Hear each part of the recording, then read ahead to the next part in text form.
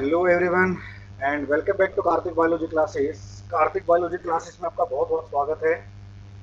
तो आज बेटा हम स्टार्ट करने जा रहे हैं क्लास 10th की जो बायोलॉजी है उसका जो थर्ड चैप्टर है हमारा हाउ डू ऑर्गेनिज्म रिप्रोड्यूस। इस चैप्टर को स्टार्ट करने जा रहे हैं। काफ़ी इंपॉर्टेंट चैप्टर है हमारा, ये एग्जाम पॉइंट ऑफ व्यू से है। उसमें काफ़ी सारे क्वेश्चन पूछे जाते हैं। इससे पहला जो चैप्टर हमारा था स्टार्टिंग वाला लाइफ प्रोसेसेस, उसके अंदर से भी काफ़ी क्वेश्चन पूछे जाते हैं। जनरली उसके अंदर से क्या है, लेंथी क्वेश्चन जो 5 या 6 नंबर के क्वेश्चन आते हैं वो ज़्यादा पूछे जाते हैं। तो इसके अंदर भी काफ़ी ज़्यादा क्वेश्चन पूछे जाते हैं। छोटे क्वेश्चन बहुत आते हैं, थोड़े लेंथी क्वेश्चन भी आते हैं। तो आज हम इसको स्टार्ट करेंगे। चैप्टर का नाम हमारा कौन सा बेटा? How do organism reproduce. जैसा कि नाम बता रहा है कि इस चैप्टर में हम पढ़ने जाएंगे कि जितने भी लिविंग ऑर्गेनिज्म हैं अर्थ के ऊपर, चाहे वो यूनिसेलुलर हो चाहे वो मल्टी सेलुलर कॉम्प्लेक्स जो ऑर्गेनिज्म वो हो, उनके अंदर जो रिप्रोडक्शन की जो प्रक्रिया है, जो रिप्रोडक्शन होता है वो अपनी जो पॉपुलेशन को कैसे इंक्रीज करते हैं, ठीक है, यंग वंस को कैसे प्रोड्यूस करते हैं, उसके बारे में यहाँ बात करेंगे यहाँ पर। तो आइए स्टार्ट करते हैं बिना कोई देरी करते हुए। तो पहला क्वेश्चन हमारे दिमाग में ये आता है कि व्हाई डू ऑर्गेनिज्म रिप्रोड्यूस। तो जो ऑर्गेनिज्म है, जो लिविंग ऑर्गेनिजम्स हैं, वो रिप्रोड्यूस क्यों करते हैं, क्या कारण है रिप्रोड्यूस करने का। इस क्वेश्चन के बारे में हम बात करेंगे आगे। अगर देखा जाए तो जो रिप्रोडक्शन की जो प्रक्रिया है, जो रिप्रोडक्शन का जो प्रोसेस है, वो जरूरी नहीं है। किसी भी जीव को जीवित रहने के लिए, अपने लाइफ को मेंटेन करने करने के लिए उसको रिप्रोडक्शन की कोई आवश्यकता नहीं होती। जैसे कि दूसरे जो प्रोसेसेस थे हमारे लाइफ प्रोसेसेस, जैसे कि हमने फर्स्ट चैप्टर में पढ़ा था कि न्यूट्रिशन, रेस्पिरेशन और एक्सक्रीशन, ये बहुत जरूरी है किसी जीव को जिंदा रखने के लिए, उसके लाइफ को मेंटेन करने के लिए, मगर रिप्रोडक्शन को जरूरी नहीं है। फिर भी जो ऑर्गेनिज्म है वो रिप्रोड्यूस क्यों करते हैं, ये दिमाग में हमारे क्वेश्चन में आना चाहिए भी हमारे, ठीक है। अगर कोई जीव, अगर कोई इंडिविजुअल जो ऑर्गेनिज्म है, अगर वो नए इंडिविजुअल प्रोड्यूस करता है, ठीक है, अगर वो नए इंडिविजुअल प्रोड्यूस करता है तो उसको करने के लिए उसको काफी सारी एनर्जी क्या है यूज करनी पड़ेगी, काफी सारी एनर्जी को क्या है स्पेंड करना पड़ेगा, ठीक है। और कोई भला कोई ऑर्गेनिज्म है इतनी ज्यादा एनर्जी वेस्ट क्यों करेगा ऐसे प्रोसेस के ऊपर जो उसको जीवित रखने के लिए कुछ जरूरी नहीं है, ठीक है। भाई कोई भी प्रोडक्शन का प्रोसेस होगा, कोई जीव कोई यंग वन को प्रोड्यूस करता है बाय रिप्रोडक्शन, तो उसके लिए उसको काफी ज्यादा एनर्जी को इस्तेमाल करना पड़ेगा, ठीक है। वो क्यों चाहेगा कि इतनी ज्यादा एनर्जी को वेस्ट करे, क्योंकि ये जो रिप्रोडक्शन का जो प्रोसेस है, ये कोई जरूरी तो नहीं है कि उसके जीवन को मेंटेन करने, उसके लाइफ को मेंटेन करने में हेल्प करेगा, उसको जीवित रखने में हेल्प करेगा, ठीक है। तो अगेन क्वेश्चन हमारा वही आता है, व्हाई डू ऑर्गेनिज्म, इतने बातें होने के बावजूद भी जो ऑर्गेनिज्म है वो रिप्रोड्यूस क्यों करता है, वो रिप्रोडक्शन क्यों करता है, ठीक है। इसका आंसर क्या है बेटा? आंसर ये है, अगर कोई ऑर्गेनिज्म रिप्रोड्यूस नहीं करेगा तो उसकी जो प्रजाति है, उसकी जो स्पीसीज है वो बिल्कुल क्या धरती से खत्म हो जाएगी, ठीक है। उसकी जो स्पीसीज है वो धरती से क्या उसका उसका नामो निशान मिट जाएगा। इसीलिए जो लिविंग ऑर्गेनिज्म है वो क्या करते हैं, रिप्रोड्यूस करते हैं, रिप्रोड्यूस करके अपने जो यंग इंडिविजुअल हैं इनको प्रोड्यूस करते हैं, ताकि उनकी जो स्पीसीज है उसकी कंटिन्यूटी बनी रहे अर्थ के ऊपर, उसका जो परिवार है वो परिवार चलता रहे, उसका जो जो स्पीसीज है उसकी कंटिन्यूटी क्या है बेटा, बनी रहे, उसका परिवार चलता रहे, उसका परिवार कभी खत्म ना हो। इसीलिए जो लिविंग ऑर्गेनिज्म है बेटा वो क्या करते हैं, रिप्रोड्यूस करते हैं। आपको आपका क्वेश्चन का आंसर मिल गया होगा कि why do organism reproduce, organism reproduce क्यों करते हैं।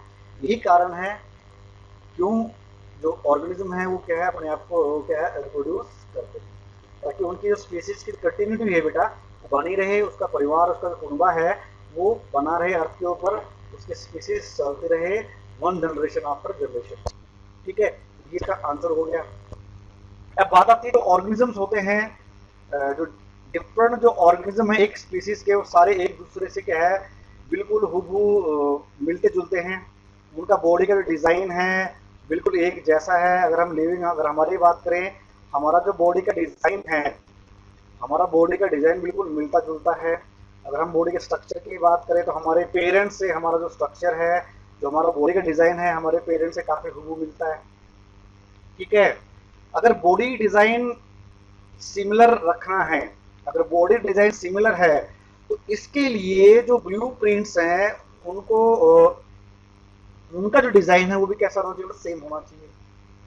अब यहाँ पर जो ब्लूप्रिंट्स की बात कर रहे हैं, बताइए ब्लूप्रिंट्स है क्या? These blueprints are the DNA. Class 9th में आपने पढ़ा होगा कि जो न्यूक्लियस होता है, न्यूक्लियस के अंदर जो डीएनए होता है वो एक हेरिडिटी इंफॉर्मेशन को स्टोर करता है, एक जेनेटिक मटेरियल है, उसके अंदर का एक इंफॉर्मेशन स्टोर है जो कि आने वाली जनरेशन में इसका ट्रांसफर होता है। वो एक हेरिडिटी मटेरियल है, वही जो डीएनए है वही डीएनए कहलाता है ब्लूप्रिंट। ठीक है बेटा, यानी कि ये डीएनए है, ये इनका जो स्ट्रक्चर है ये बिल्कुल सिमिलर होना चाहिए, तब जाके जो ऑर्गेनिजम्स हैं इनका जो बॉडी डिजाइन होगा क्या होगा, बिल्कुल हूबहू होगा, बिल्कुल सेम होगा। ठीक है बेटा, तो जब डीएनए का स्ट्रक्चर, इसका डिजाइन सेम होगा, तभी क्या है, जो ऑर्गेनिज्म है ये तभी पॉसिबल है जब वो ऑर्गेनिज्म का जो बॉडी का जो डिजाइन है वो क्या हो, सिमिलर हो। क्लियर है बेटा? तो अब ये जो डीएनए है ये ट्रांसफर होता है one generation to another generation. ठीक है, तो बेसिक सी बात क्या हुई बेटा कि जो रिप्रोडक्शन की जो प्रक्रिया है इसके अंदर होता क्या है, इस डीएनए की क्या कॉपीज तैयार की जाती है। ठीक है, नई जनरेशन में डीएनए ट्रांसफर करने से पहले क्या होगा, इस डीएनए की क्या होंगी, इस ब्लूप्रिंट की क्या होंगी बेटा, कॉपीज तैयार होती हैं हमारे बॉडी के अंदर। हमारे जो जर्मिनल सेल्स होते हैं जहां पर गैमेट्स का फॉर्मेशन होता है, तो वहां पर इनका क्या होता है, इन डीएनए का डुप्लीकेशन होता है, डीएनए की एक डुप्लीकेट कॉपी तैयार होती है। अब वो कॉपी क्या करती है, नए सेल के अंदर जाती है। ठीक है, नए सेल के अंदर जाती है, और वो सेल हमारा कौन सा है, गैमेट्स। और वो गैमेट्स क्या आपस में फ्यूज करके न्यू एक जनरेशन का फॉर्मेशन करते हैं, एक नए जीव का क्या करते हैं, फॉर्मेशन करते हैं। क्लियर है? तभी जाकर जो बॉडी का डिजाइन हुआ क्या होगा बेटा, बिल्कुल सिमिलर होता है। ठीक है, कहने का मतलब ये हुआ कि रिप्रोडक्शन के दौरान क्या होता है, पहले हमारा क्या डीएनए की कॉपीज तैयार होती हैं। डीएनए की कॉपीज तैयार होने के बाद जितना भी जिसको सेल में नए सेल में ट्रांसफर किया जाएगा उस डीएनए को, तो उस डीएनए के साथ साथ और जितने भी जो सेल ऑर्गेनेलीज हैं, जैसे कि राइबोसोम है, माइटोकॉन्ड्रिया है, गोल्गी एपरेटस है, जो 9th क्लास में आपने पढ़ा था, तो ये सारी चीजें भी क्या है बेटा, तैयार होती है, और उस इन सारी चीजों के साथ डीएनए क्या है, नए सेल में ट्रांसफर कर दिया जाता है। अब वो सेल डिवाइड करके दो सेल बना देता है, यानी कि जो नया सेल जो बनेगा उसके अंदर एक नए डीएनए की कॉपी होगी, एक नए डीएनए की कॉपी होगी जो पेरेंट से कॉपी होके आया होगा, और साथ ही साथ जितनी भी रिक्वायर्ड सेल ऑर्गेनेलिज होंगी वो भी क्या है, प्रेजेंट होंगी इनसाइड द न्यू सेल। ठीक है, तो ये सारी प्रक्रिया होती है at during the process of reproduction. ठीक है, रिप्रोडक्शन के दौरान ये सारी प्रक्रिया। अब डीएनए जो है, अब जो डीएनए जो है सेल के अंदर जो प्रेजेंट होता है न्यूक्लियस के अंदर, ये एक इंफॉर्मेशन सोर्स है। ठीक है, इसका प्रोटीन्स को बनाने का, किसको बनाने का, प्रोटीन्स को बनाने का। अब डीएनए क्या करता है, प्रोटीन को बनाने में मदद करता है। ठीक है, और उन प्रोटीन से मिलकर क्या होगा, जो नया डीएनए बनता है इन प्रोटीन्स को मिलकर ही बनता है। ठीक है बेटा, जो जीन्स होंगे वो किन से मिलकर बनेंगे, इन प्रोटीन से मिलकर बनते हैं। अगर इन प्रोटीन्स के अंदर कोई चेंज आता है, इस इंफॉर्मेशन में कोई चेंज आता है, तो प्रोटीन भी आपकी क्या होंगे, अलग बनेगी। यानी कहने का मतलब जो डीएनए है, डीएनए के अंदर कोई चेंज आता है, ठीक है, डीएनए के स्ट्रक्चर में कोई चेंज आ गया, तो सीधी सी बात है जो प्रोटीन्स है बेटा, वो प्रोटीन्स भी हमारी क्या हो जाएंगी, चेंज हो जाएंगी। ठीक है, ठीक है, अगर प्रोटीन्स चेंज हुई तो सीधी सी बात है जो बॉडी का डिजाइन होगा वो भी क्या हो जाएगा बेटा, चेंज हो जाएगा। ठीक है, हमने बात करी थी कि डीएनए का जो स्ट्रक्चर है आपको सेम होना चाहिए, तभी बॉडी का डिजाइन क्या होगा, सेम होगा। अगर डीएनए में चेंज आया, डीएनए में चेंज आने के कारण प्रोटीन्स अलग तरह के प्रोटीन बन जाएंगी, और वो प्रोटीन जब अलग तरह के प्रोटीन बनेंगी तो जो बॉडी का डिजाइन हुआ बेटा वो भी क्या है, बॉडी का डिजाइन भी क्या हो जाएगा, चेंज हो जाएगा। ठीक है, क्लियर है बेटा यहां तक? तो बेसिक बात जो आई, यानी कि बेसिक जो इवेंट जो आया निकल कर हमारा रिप्रोडक्शन के अंदर, वो क्या आया कि यहां पर क्या होगा, डीएनए की एक कॉपी तैयार होती है। ठीक है, नए जीव को बनाने से पहले, नए जीव को प्रोड्यूस करने से पहले जो पेरेंट्स हैं उनकी बॉडी के अंदर क्या एक नए डीएनए की कॉपी तैयार होती है। ठीक है, क्लियर है बेटा? और जब डीएनए की कॉपी तैयार होती है तो सेल के अंदर, कौन से सेल्स के अंदर बेटा, मैं लिख देता हूं, जर्मिनल सेल्स। कौन से सेल्स है बेटा हमारे, वो जर्मिनल सेल्स होते हैं जिनके द्वारा गैमिट का फॉर्मेशन होता है। ठीक है, गैमिट्स का फॉर्मेशन होता है और एग्स का फॉर्मेशन होता है फीमेल्स के अंदर। तो जिन सेल्स से उन गैमिट्स का फॉर्मेशन होता है उन्हें कहते हैं जर्मिनल सेल्स। ठीक है, जर्मिनल सेल्स कहते हैं। तो इन्हीं के अंदर क्या होता है बेटा, डीएनए का क्या होता है, कॉपी तैयार होती है, एक नई कॉपी तैयार होती है। अब वो नई कॉपी तैयार होने के बाद जो गैमिट बनता है, उस गैमिट के अंदर वो डीएनए को क्या है, ट्रांसफर किया जाता है। ठीक है, ताकि जीवन का क्या हो, एक नए जीवन का विकास किया जा सके। क्लियर है? ठीक है बेटा? तो ये सारा जो प्रोसेस होता है सेल के अंदर होता है, और सेल के अंदर काफी सारी केमिकल रिएक्शंस होती हैं एक नए डीएनए को तैयार करने के लिए। ठीक है, जब नए डीएनए की कॉपी तैयार हो रही होती है, उस दौरान काफी सारी केमिकल रिएक्शंस जो होती हैं आपके, जो हमारे जो सेल्स होते हैं उनके अंदर होती हैं, और उन केमिकल रिएक्शंस के द्वारा ही एक नया डीएनए तैयार किया जाता है। ठीक है, प्रोटीन्स बनती हैं बेटा। प्रोटीन्स के साथ साथ जो सेल ऑर्गेनेलीज हैं, जैसे कि ऑलरेडी बता चुका हूँ, इनका डुप्लीकेशन होता है, राइबोसोम का डुप्लीकेशन होता है। ठीक है, माइटोकॉन्ड्रिया का डुप्लीकेशन होता है, गोल्गी एपरेटस का क्या होता है, डुप्लीकेशन होता है। ठीक है, और डुप्लीकेशन होने के बाद क्या होता है, एक नई, जब डुप्लीकेशन हो जाता है तो दो कॉपी तैयार हो जाती है डीएनए की। डीएनए की दो कॉपी तैयार हो जाती है डीएनए की, एक तो ओरिजिनल होती है और एक कार्बन कॉपी होती है। ठीक है, एक तो ओरिजिनल होगी जो पेरेंट के अंदर प्रेजेंट होती है, और दूसरी इसकी कार्बन कॉपी तैयार होती है जो कि रिप्रोड्यूसिंग सेल के अंदर डाल दी जाती है। ठीक है, अब ये जो दो कॉपी तैयार हुई, इन कॉपी के तैयार होने के बाद जो नई जो डीएनए की कॉपी तैयार हुई थी, इसको एक सेपरेट सेल में डाल दिया जाता है। ठीक है, जैसे कि ऑलरेडी बता चुका हूँ, सेल नए सेल में डाल दिया जाएगा, और डालने से पहले क्या होगा, जितनी भी सेल ऑर्गेनेलिज हैं उनको भी क्या, उसकी भी कॉपी तैयार होंगी। वो कॉपी तैयार होने के बाद वो सेल ऑर्गेनेलिज भी नए सेल के अंदर क्या ट्रांसफर कर दी जाएगी। अगर सिर्फ डीएनए ट्रांसफर होता है, अगर सिर्फ डीएनए ट्रांसफर होता है नए सेल में, तो वो सेल बेटा रिप्रोडक्शन के लिए वो जो सेल है वो रिप्रोड्यूस नहीं कर पाएगा, डीएनए खत्म हो जाएगा।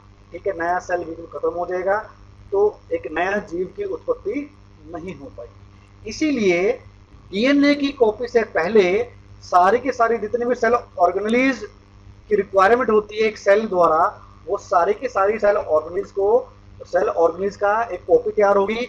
उस कॉपी को तैयार करके उस सेल में डाला जाएगा along with the new DNA. ठीक है, ये एक प्रक्रिया होती है in the cell before the process of reproduction. Reproduction से पहले डीएनए की कॉपी तैयार होती है, कि नया सेल बनता है, गैमेट्स का फॉर्मेशन। क्लियर बेटा यहाँ तक? ये तो बात होगी हमारी बेसिक की बात। अब आती है क्वेश्चन, जैसा कि मैंने बताया था, अगर डीएनए में अगर कोई चेंज आ जाता है, डीएनए में अगर कोई चेंज आया तो बॉडी के डिजाइन में भी चेंज आ जाएगा। ठीक है, कहने का मतलब ये हुआ कि डीएनए में वेरिएशन आ गई, बदलाव आ गया।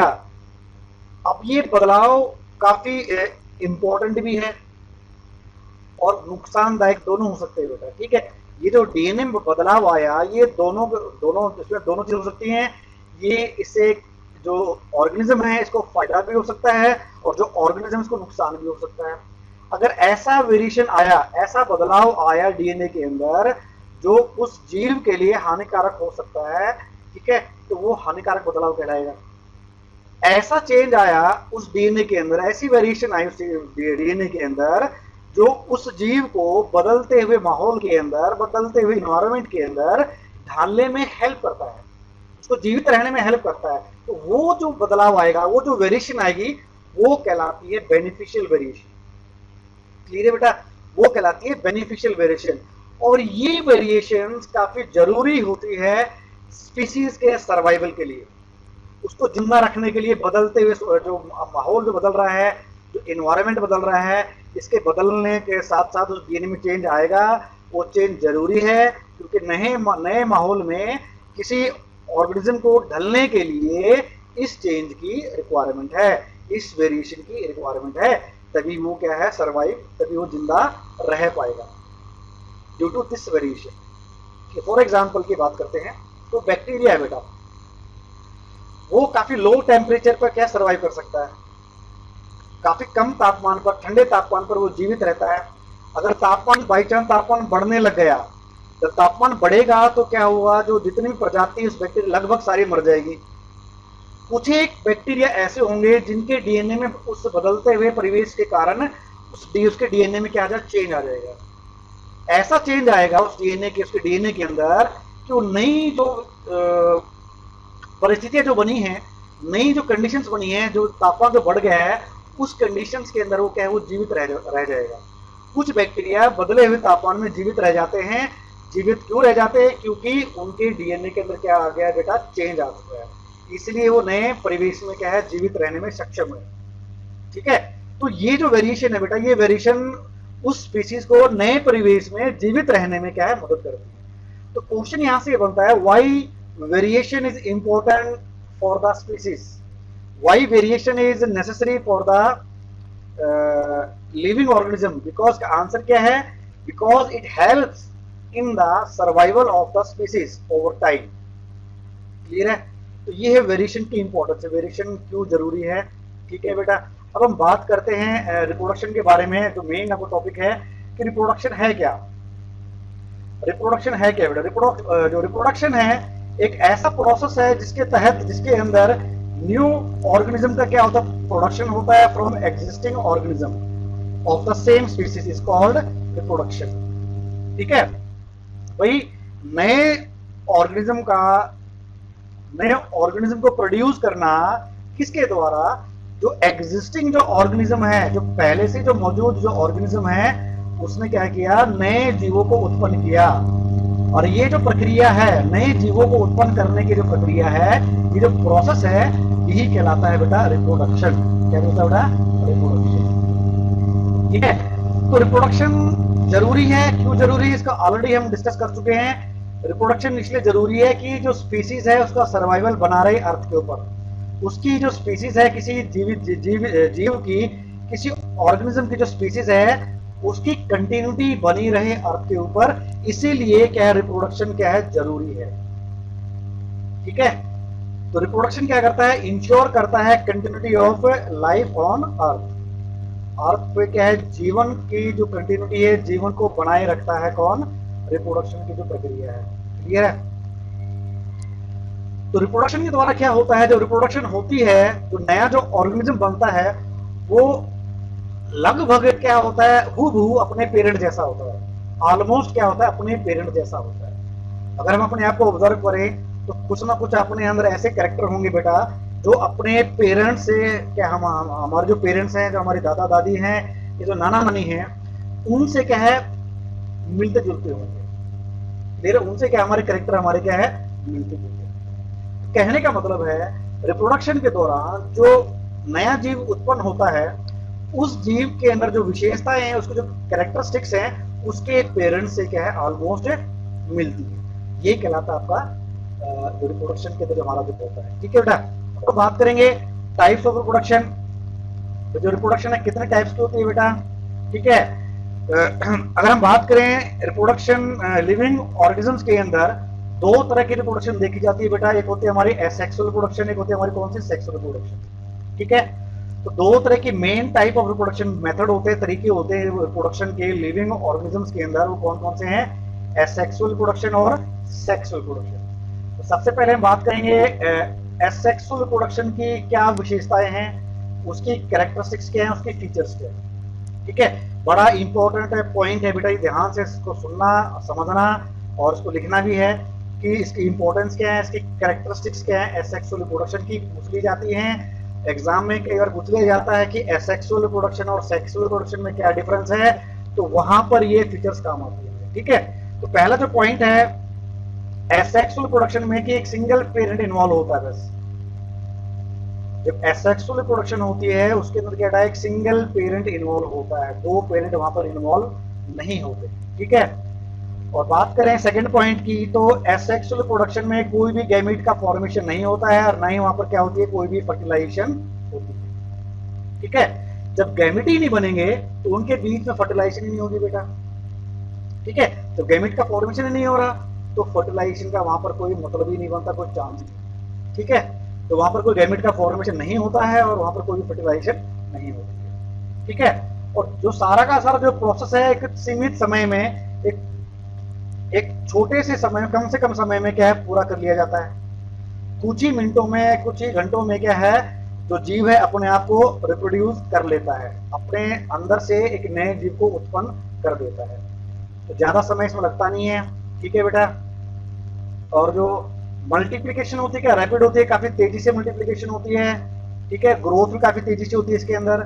एसेक्सुअल प्रोडक्शन में जो मल्टीप्लीकेशन होती है, जो ऑर्गेनिजम्स की, वो बहुत काफी तेजी से होती है और साथ ही साथ वो बहुत जल्दी बड़े भी हो जाते हैं। ठीक है, जो ऑर्गेनिज्म है जो रिप्रोड्यूस करते हैं एसेक्सुअली, उनके अंदर जो ग्रोथ रेट होती है काफी ज्यादा तेजी से उसके अंदर क्या होता है, विकास होता है।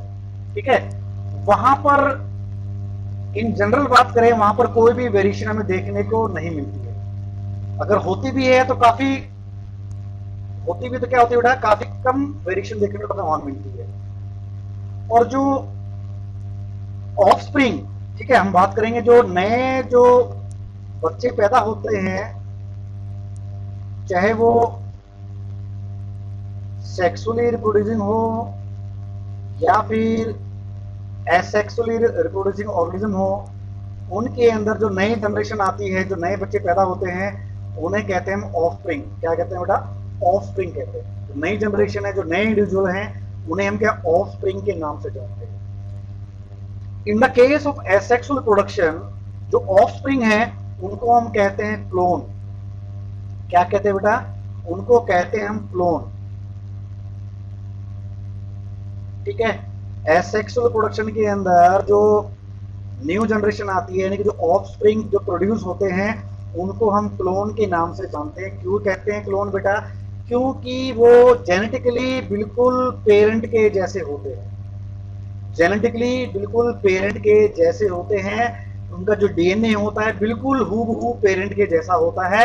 इसीलिए हम ऑफस्प्रिंग को in the case of asexual production क्या कहेंगे, हम क्लोन कहेंगे। ठीक है बेटा, ये तो बात होगी आपके एसेक्सुअल प्रोडक्शन के बारे में। अब हम बात करेंगे कि सेक्सुअल रिप्रोडक्शन में जो फीचर्स होती हैं वो कौन कौन सी होती हैं, what are the characteristics of sexual reproduction. तो सेक्सुअल प्रोडक्शन में क्या होता है, टू पेरेंट्स इन्वॉल्व होते हैं, एक मेल होता है, एक क्या होता है, फीमेल होता है। वहां पर क्या था, सिर्फ एक पेरेंट इन्वॉल्व होता है। यहाँ पर क्या होगा, गैमीट का फॉर्मेशन होगा और फर्टिलाइजेशन होगी। वहां पर क्या था बेटा, वहां गैमीट का फॉर्मेशन नहीं हो रहा था और वहां पर फर्टिलाइजेशन भी नहीं हो रही थी। ठीक है, ये जो पूरा जो प्रोसेस है रिप्रोडक्शन का, सेक्सुअल प्रोडक्शन का, काफी धीरे होता है और काफी लंबा प्रोसेस होता है। ठीक है, काफी धीरे चलता है और काफी लंबा प्रोसेस होता है। During sexual reproduction variation occurs, जब सेक्सुअल प्रोडक्शन होती है उसके दौरान क्या था, वेरिएशन आती है। क्योंकि जो डीएनए होता है वो डीएनए दो पेरेंट से आता है, एक फादर से आता है और एक मदर से आता है। दोनों पेरेंट से डीएनए क्या होता है, मिक्स होता है और उस दौरान क्या होती है, वेरिएशन आती है। उस दौरान क्या आते हैं, वेरिएशन आती है, बदलाव आते हैं। ठीक है, इसीलिए सेक्सुअल रिप्रोडक्शन के दौरान क्या आती है, वेरिएशन आती है। ठीक है, जो ऑफस्प्रिंग होगा वो पेरेंट से क्या होगा, अलग होगा। जो ऑफस्प्रिंग होगा वो क्या होगा, पेरेंट से क्या होगा, अलग होगा जेनेटिकली और फिजिकली। जेनेटिकली अनुवांशिक तौर पर और फिजिकली तौर पर क्या होगा, वो पेरेंट्स से अलग होगा। हालांकि कुछ कैरेक्टर ऐसे होंगे जो मिलते जुलते होंगे पेरेंट्स के, बिल्कुल अलग नहीं होता बेटा। कुछ कैरेक्टर ऐसे होते हैं जो पेरेंट्स से क्या है, मेल खाते हैं। ठीक है, तो ये तो बात होगी बेटा किसकी, फीचर्स और कैरेक्टरिस्टिक्स ऑफ सेक्सुअल रिप्रोडक्शन। अब हम बात करेंगे वन बाय वन। तो पहले बात करते हैं एसेक्सुअल प्रोडक्शन की। एसेक्सुअल प्रोडक्शन क्या होती है? The production of new organism from a single parent without the involvement of sex cells और gametes is called asexual production. ठीक है, ऐसी रिप्रोडक्शन जिसके अंदर एक सिंगल पेरेंट इन्वॉल्व होता है, जहां पर गैमेट्स का कोई भी यूज नहीं होता है, गैमेट का फॉर्मेशन नहीं होता, वहां पर फर्टिलाइजेशन नहीं होती है, वो रिप्रोडक्शन कहलाती है एसेक्सुअल रिप्रोडक्शन। ठीक है, तो एसेक्सुअल रिप्रोडक्शन के अंदर कौन कौन से मेथड आते हैं उनके बारे में बात करेंगे बेटा। तो डिफरेंट मेथड कौन कौन से एसेक्सुअल प्रोडक्शन के? पहला हमारे क्या बेटा, फिजन है। एक मेथड आपका फिजन का होता है, एक आपका बडिंग का होता है, थर्ड मेथड आपका स्पोर फॉर्मेशन है, फोर्थ मेथड आपका रिजर्वेशन है, फिफ्थ जो मेथड आपका क्या फ्रेगमेंटेशन है, और छठा जो मेथड आपका वो कौन सा है, वेजिटेटिव प्रोपोगेशन है, जो कि हमें प्लांट्स के अंदर देखने को मिलता है। ठीक है, जो कि हमें किसके अंदर देखने को मिलता है बेटा, प्लांट्स के अंदर देखने को मिलता है। फ्रेगमेंटेशन भी हमें प्लांट्स के अंदर देखने को मिलती है। ठीक है, स्पोर फॉर्मेशन भी हमें क्या प्लांट्स के अंदर देखने को मिलती है। बडिंग की तो हमारा होता नहीं, फिजन हमारा इसके अंदर होता नहीं, यानी कि स्पोर फॉर्मेशन है, आपका जो फ्रेगमेंटेशन है, जो वेजिटेटिव प्रोपोगेशन है, ये हमें प्लांट्स के अंदर भी देखने को मिलती है। तो आने वाले लेक्चर्स में इसको वन बाय वन हम डिस्कस करेंगे। ठीक है, फिजन क्या होती है, बडिंग क्या होती है, स्पोर फॉर्मेशन क्या होती है, रिजर्वेशन क्या होती है, फ्रेगमेंटेशन क्या होती है, और वेजिटेटिव प्रोपोगेशन क्या होती है। ठीक है, these are the 6 methods of asexual reproduction by which an organism reproduce asexually। Clear है बेटा? तो आज के लिए बस इतना ही। आने वाले लेक्चर में हम बात करेंगे जो जितने भी मेथड थे हमारे एसेक्सुअल प्रोडक्शन के, इनको वन बाय वन इनको हम डिस्कस करेंगे आने वाले लेक्चर्स में। तो तब तक के लिए बने रहे हमारे साथ कार्तिक बायोलॉजी क्लासेस के अंदर, और चैनल को और वीडियो को लाइक करना, सब्सक्राइब करना, शेयर करना ना भूलें, ताकि नॉलेज का जो ये बहाव है, नॉलेज का जो ज्ञान का जो भंडार है, ये भी आपके दोस्तों के साथ क्या है बेटा, शेयर होता है। तो तब तक के लिए बने रहिए मेरे साथ कार्तिक बायोलॉजी क्लासेस में। आपका जो दिन है वो क्या हो बेटा, शुभ हो।